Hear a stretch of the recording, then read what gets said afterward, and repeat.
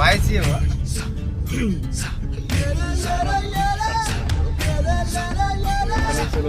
ఇక్కడికి వచ్చేయాలి. ఇది మెయిన్ స్టార్టింగ్ గుడి ఉంది. ఇక్కడ starting point okay. Road Rajahmundry road.